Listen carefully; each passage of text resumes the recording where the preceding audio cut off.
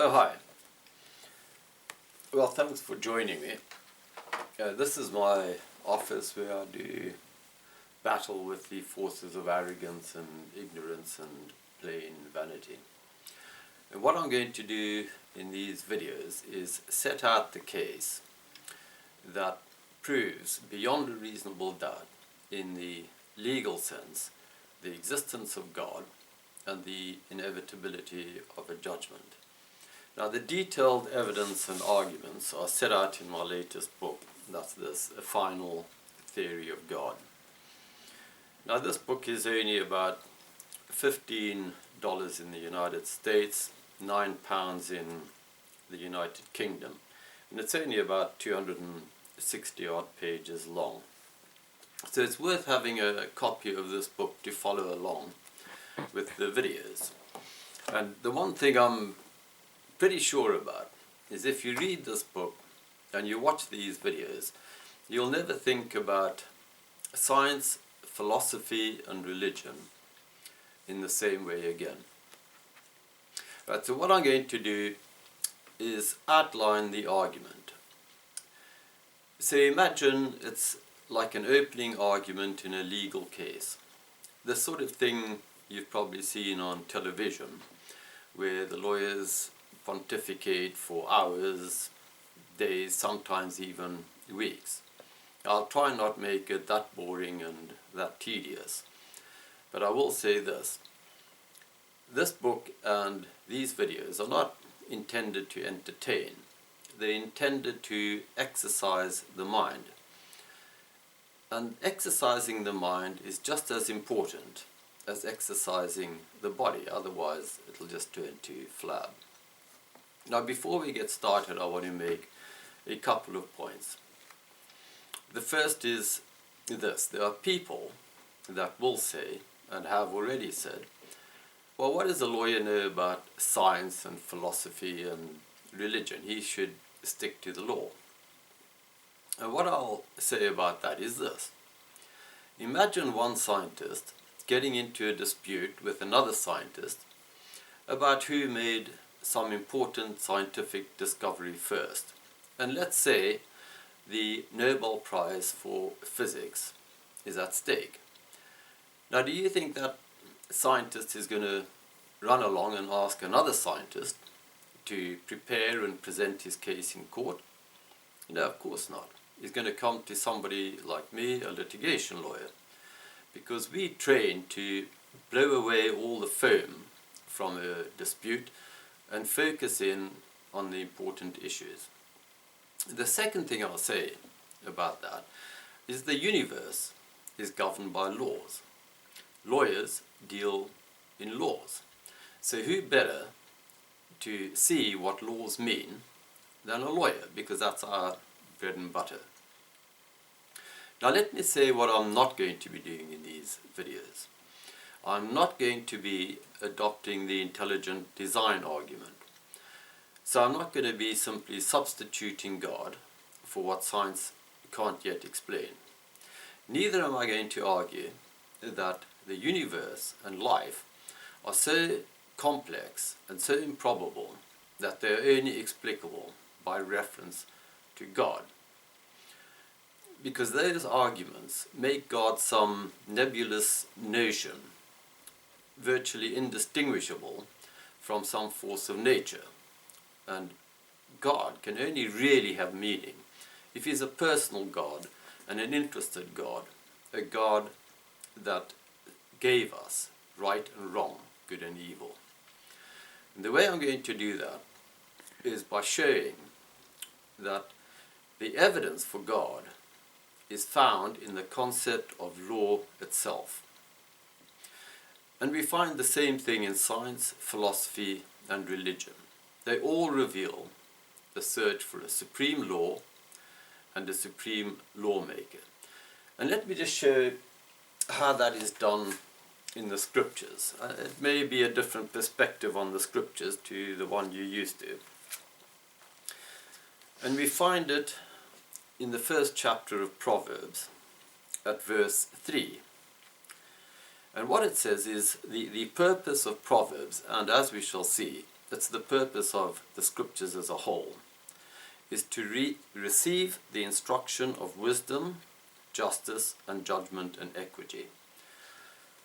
Now I'm going to return to that verse at the end of this video, but for now I want to just make this point. Wisdom refers to the laws that govern the universe, the laws that caused this universe to exist in the first place. Justice refers to the human attempt to give expression to the moral dimension of those laws. And it's understanding that relationship between law and morality and justice that gives us the knowledge of God. And that itself is confirmed in the first chapter of Proverbs. And that's at verse 7. And it says this: "The fear of the Lord is the beginning of knowledge, but fools despise wisdom and instruction." So that makes it pretty clear that so far as the scriptures are concerned, we find our knowledge of God in the relationship between law and morality.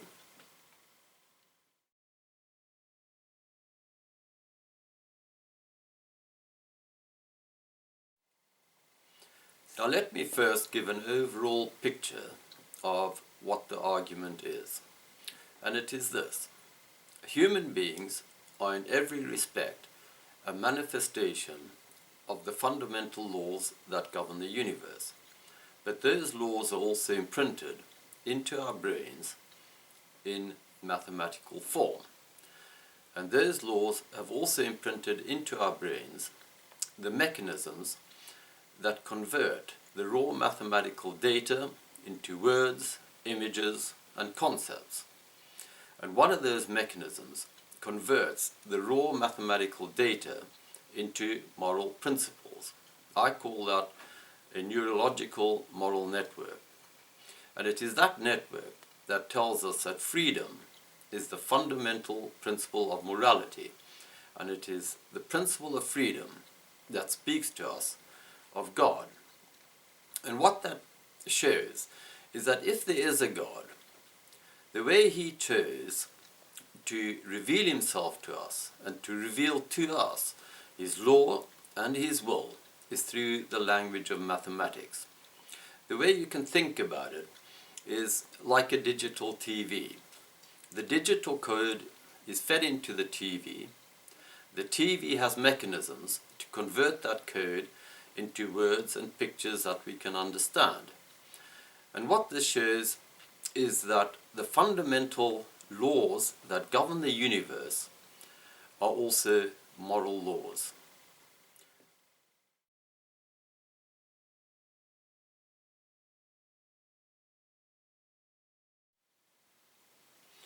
Right, what I want to do next is define the principle of freedom and look at what obligations we have that limit that freedom.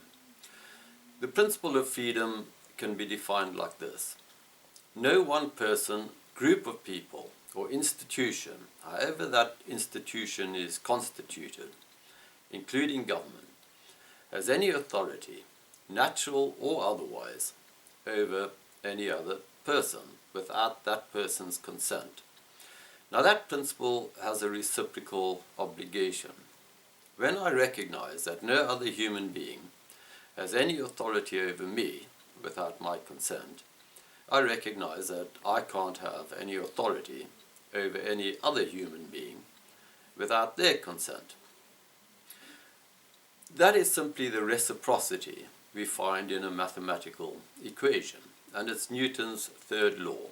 For every action there must be an equal and opposite reaction.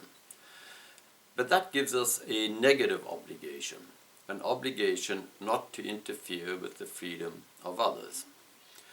Now the principle of freedom has other aspects to it, and we'll look at those in later videos. But there is one I want to mention here. Every human being is free to access the natural resources of this planet in order to provide for his survival, his security, and his family. Now that also has a reciprocal obligation. It means that no one person or group of people or institution can appropriate so many of those natural resources to themselves that others are denied access to those resources. And the reason for that should be obvious. If human beings are denied access to resources except with the permission of those who control those resources, then those people are not free. But worse, the people that are controlling those resources can impose conditions for granting permission to access those resources.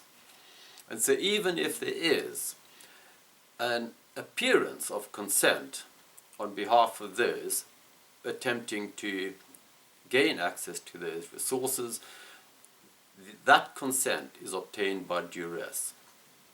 And that is a fundamental violation of the principle of freedom.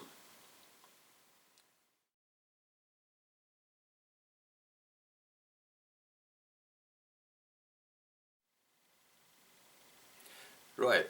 So the principle of freedom gives us certain limited negative obligations. But the evidence shows that we also recognize positive obligations. Not because somebody tells us that we have those obligations, but that we naturally know we have those obligations. And the evidence for that comes in the creation of new life. The only time in life when we freely and voluntarily assume onerous obligations, not out of fear of punishment, or because somebody tells us we have these obligations, or because we perceive some benefit to assuming these obligations, but out of unconditional love, is when we create new human life in our own image. And when we recognize the obligations we have to the new life we create, we recognize that all human life must be deserving of those same obligations. Now, I'm not claiming that every human being that creates new human life recognizes those obligations, because some people are so in bondage to their primitive instincts that they are blinded to those obligations.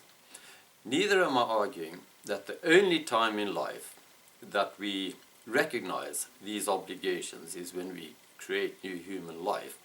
What I'm saying is that the only time we automatically recognize these obligations is when we create new life. But these obligations, as we've already seen, are imprinted into our brains in mathematical form, and the mechanisms in the brain, the neurological moral network, converts that mathematical raw data into those principles that speak to us of those obligations. So this interaction between freedom and obligations gives us what I call the moral equation. It tells us that morality is freedom less these limiting obligations or laws.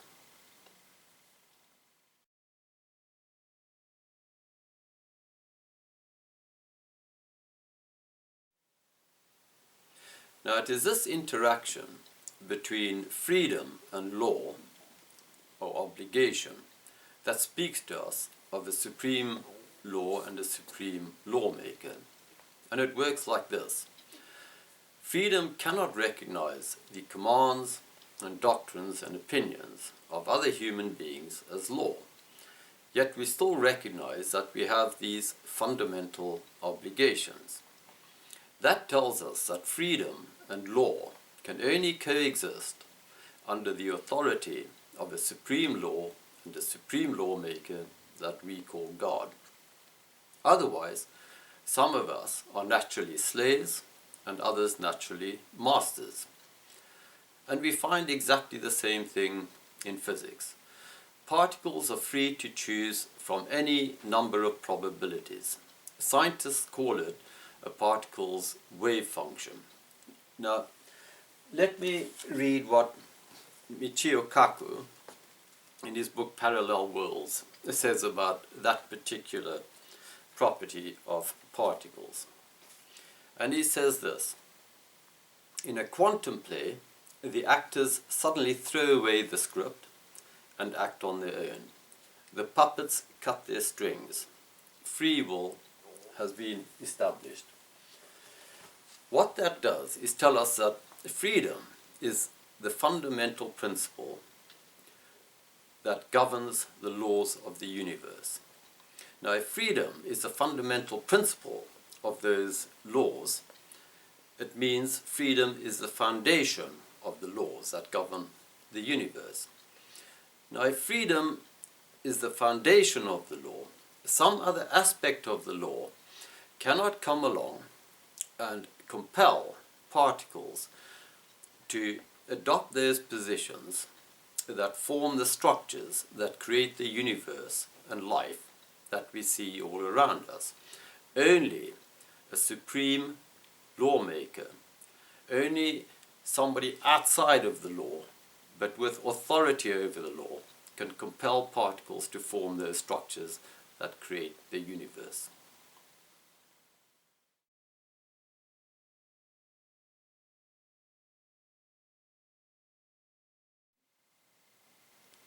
Now, the fact that we find evidence of a supreme lawmaker in the concept of law itself is evident in science, philosophy, and religion, because all reveal the search for a supreme law and a supreme lawmaker.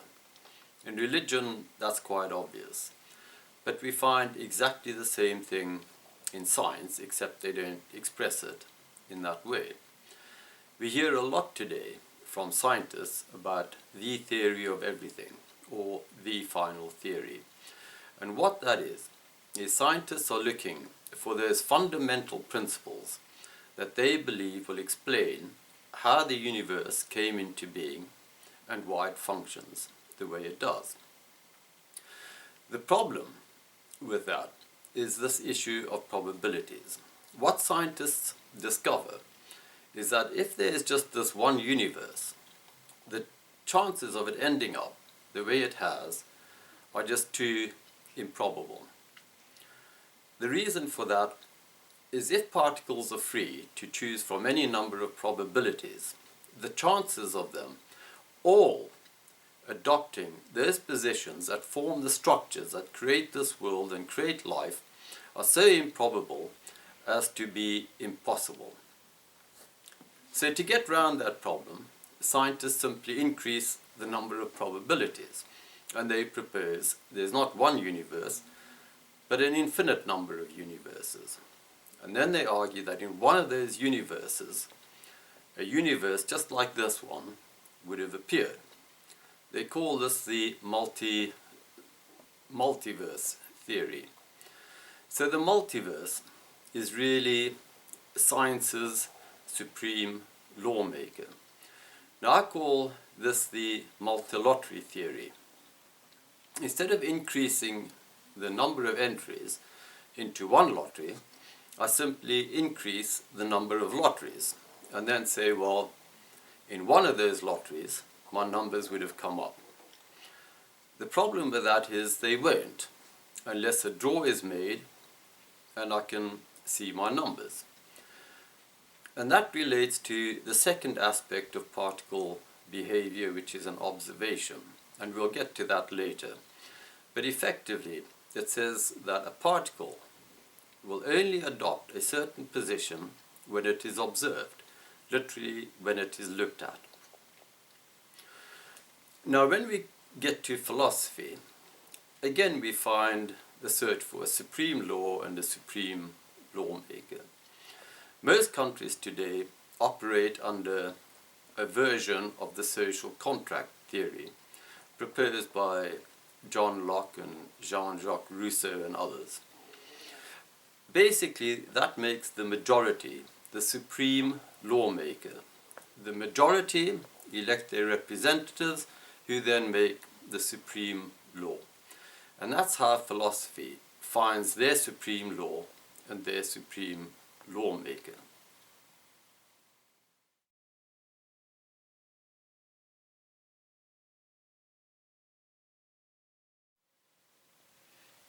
Now there are people that will say, well, what does it matter if there are these fundamental principles of morality, or even if there is a God?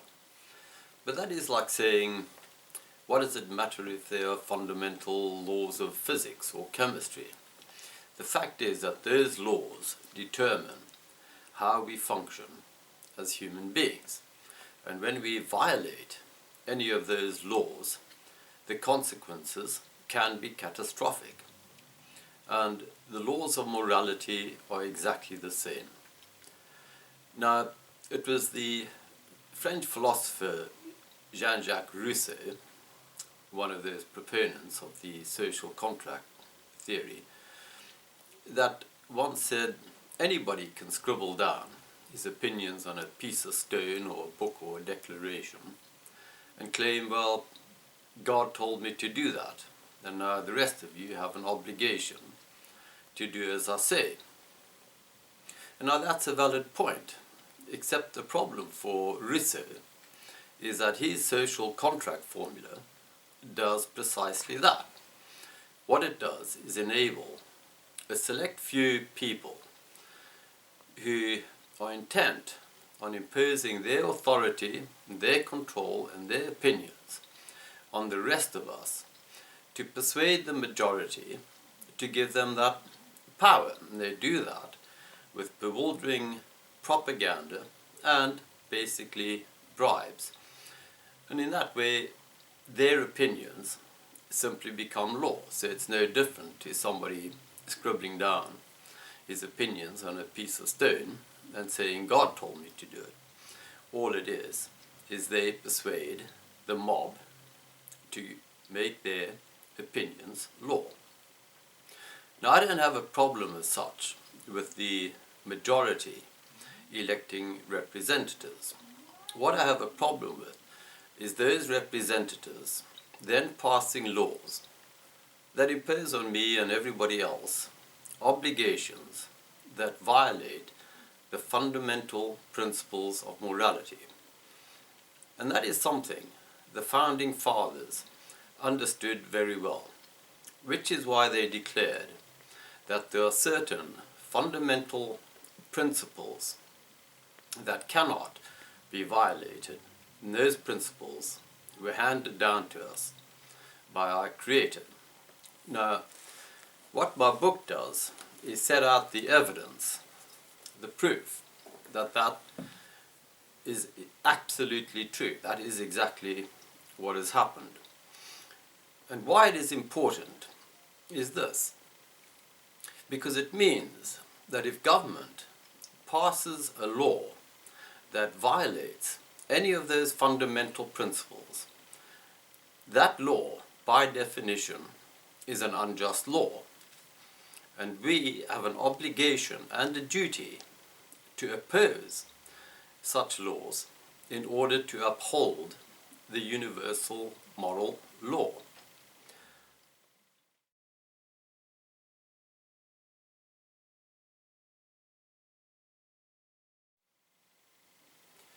Now that all basically relates to the moral equation that I referred to earlier.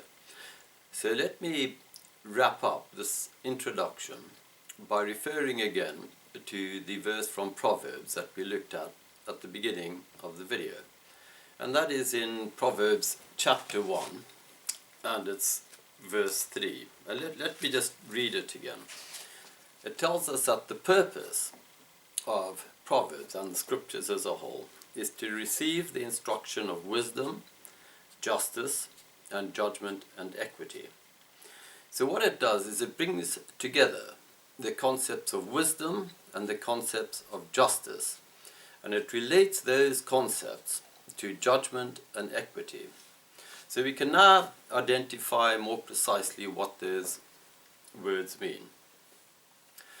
Now, wisdom clearly means the fundamental laws that govern the universe. And the reason for that is that the scriptures relate wisdom to the origin of the universe. And we find that, for example, in chapter 3 and again in chapter 8 of Proverbs. And we also find it in the first chapter of the Gospel of St. John.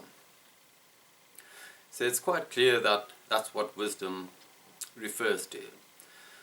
Justice refers to the human attempt to express the moral dimension of the fundamental laws that govern the universe. And that is because those laws, as we have seen, are imprinted into our brains in mathematical form, and we have the mechanism, the neurological moral network that converts the raw mathematical data into moral principles. And again, the scriptures confirm that. I mean, if we look at, for example, Luke chapter 17, and it's verse 21, when Christ is talking about the kingdom of God. And what he says, it doesn't come with observation. What he says, the kingdom of God is within you. And that means basically we can find it in ourselves, which must be, it is somehow imprinted into our minds. And we find exactly the same thing in the Old Testament. And this is at Deuteronomy chapter 30, and it's verse 14. And there it's talking about the word, the commandments of God. And those are the moral principles. And it says, the word's not across the sea or in the sky or anywhere else. What it says is, the word is very nigh unto thee, in thy mouth and in thy heart, that thou mayest do it. So that pretty much tells us, according to the scriptures, that these fundamental principles of morality, the moral law, is imprinted into our mind. Now when we get to judgment, all that means is when the moral equation is put out of balance, there must be an assessment to determine what the violation was and what the consequence should be to restore the moral equation to equilibrium. And the word equity, the final word, simply tells us that that consequence must be effective in order to bring the equation back into equilibrium. And the equity side of it is exactly that. It refers to the equation, to bring something back to equilibrium, to have it balanced. Now what is also pretty certain is that the moral equation isn't balanced here on earth perfectly. No one, I think, could dispute that. And that makes it pretty much a mathematical certainty that there must be a judgment. And that means there must be an afterlife. There has to be somewhere and sometime when the moral equation balances. Now there are people that are going to scoff at this idea. There are people that will scoff at the whole idea of right and wrong, an afterlife, a judgment, a God. And I find that quite remarkable. Because what do these people think a system of justice is? What do they think a court of law is? What do they think a judge does? Why do they think we have prisons? All these things are the human attempt to balance the moral equation and keep it in equilibrium. And just look at, for example, the statue towering above the main criminal court in England. And that is Lady Justice. And she is holding the scales in one hand and the sword of justice in the other hand. The scales of justice simply represent the moral equation. The sword of justice says there has to be a consequence for a violation of the fundamental principles of morality to ensure that the scales of justice balance.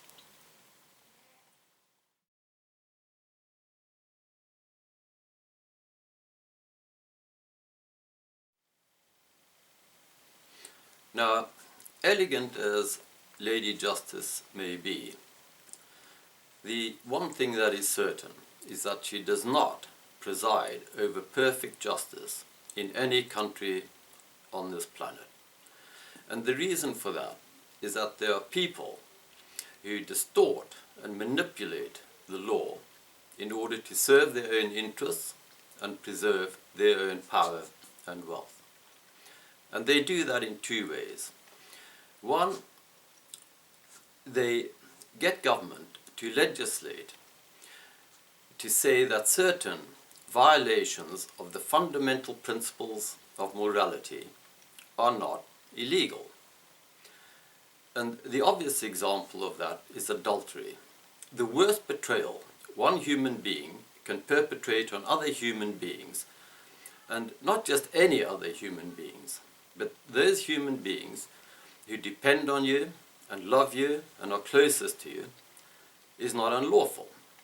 And the way they do that is by portraying the purpose of life and the essence of freedom as the pursuit of pleasure in order to indulge our most primitive instincts. The reason they want to break up these bonds and the obligations we recognize towards our family, towards the life we create, is because that is an impediment to their control and power over us. The second way they distort and manipulate the law is by getting government to legislate to say that certain violations of the fundamental principles of morality are perfectly lawful.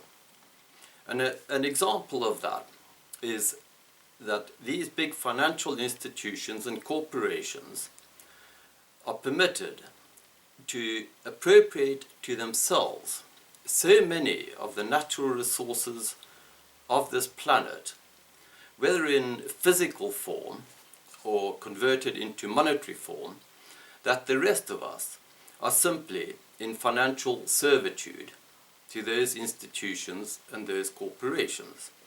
And someone in financial servitude to another cannot, in any sense, be considered to be free.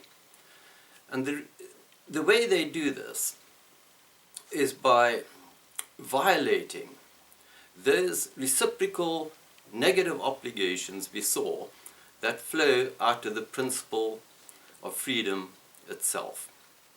But worse, these people use their power and control not just to keep us dependent on them, but they also use it to victimize certain segments of society. And like all bullies and cowards, what they do is they victimize the weakest in society and those least able to defend themselves. And we have seen that in the recent economic crisis, where they have not accepted the blame for what they have done. Instead, they have duped the rest of us to believe that our economic woes are not their fault, but the fault of the poor and the disadvantaged in society.